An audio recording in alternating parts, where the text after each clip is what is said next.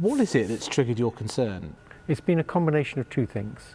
So playing with the large chatbots, particularly one at Google before GPT-4, but also with GPT-4, they're clearly very competent. They clearly understand a lot. They have a lot more knowledge than any person. They're like a not very good expert at more or less everything. So that was one worry.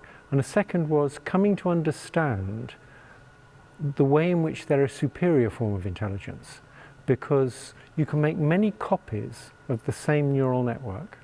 Each copy can look at a different bit of data, and then they can all share what they learned. So imagine if we had 10,000 people, they could all go off and do a degree in something, they could share what they learned efficiently, and then we'd have 10,000 degrees. We'd know a lot then. We can't share knowledge nearly as efficiently as different copies of the same neural network can. Okay, so the key concern here is that it could exceed human intelligence, indeed the massive human intelligence. Very few of the experts are in doubt about that. Almost everybody I know who's an expert on AI believes that they will exceed human intelligence. It's just a question of when. And at that point, it's really quite difficult to control them. Well, we don't know. We've never dealt with something like this before. There's a few experts, like my friend Yann LeCun, who think it'll be no problem. We'll give them the goals. It'll be no problem. They'll do what we say. Yeah. They'll be subservient to us. There's other experts who think absolutely they'll take control. Given this big spectrum of opinions, I think it's wise to be cautious. I think there's a chance they'll take control, and it's a significant chance. It's not like 1%, it's much more. What sort of society do you see evolving? Which jobs will still be here?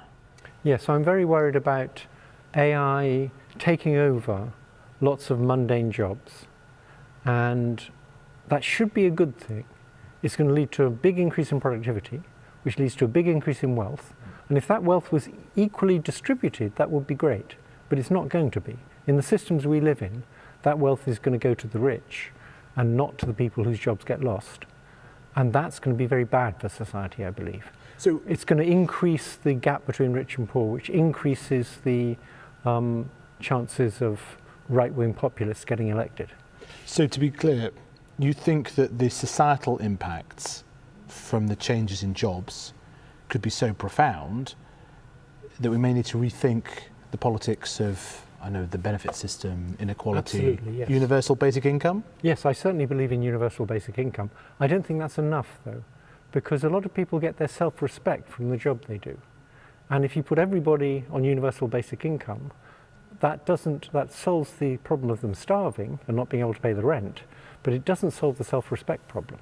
So what, you just try to, the government needs to get, it's not how we do things in Britain, we tend to sort of stand back and let the economy decide the winners and losers. Yes, actually I was consulted by people in Downing Street, and I advised them that universal basic income was a good idea. And this is, you said 10 to 20% risk of them taking over. Yes. Are you more certain that this is going to have to be addressed in the next five years, the next Parliament perhaps? Next 10 My years? guess is in between 5 and 20 years from now, there's a probability of about a half that we'll have to confront the problem of them trying to take over. Are you particularly impressed by the efforts of governments so far to try and rein this in? I'm impressed by the fact that they're beginning to take it seriously. Yeah. I'm unimpressed by the fact that none of them is willing to regulate military uses. And I'm unimpressed by the fact that most of the regulations have no teeth. Do you think that the tech companies are letting down their guard on safety because they need to be the winner in this race for AI? I don't know about the tech companies in general. I know quite a lot about Google because I used to work there. Google was very concerned about these issues, and Google didn't release the big chatbots. It was concerned about its reputation if they told lies. But as soon as OpenAI went into business with Microsoft, and Microsoft put chatbots into Bing, Google had no choice. So I think the competition is going to cause these things to be developed rapidly. And the competition means that they won't put enough effort into safety.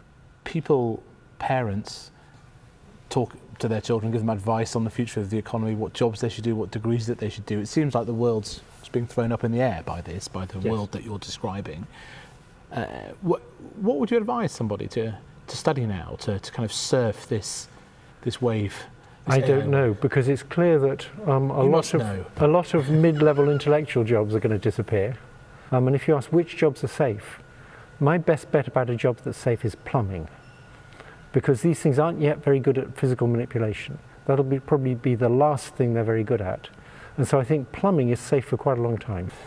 Driving, that's not driving, no. Driving, but no, that's hopeless. That's been slower than we expected. Journalism might last a little bit longer, but I think these things are going to be pretty good journalists quite soon. Probably quite good interviewers too. Okay, well.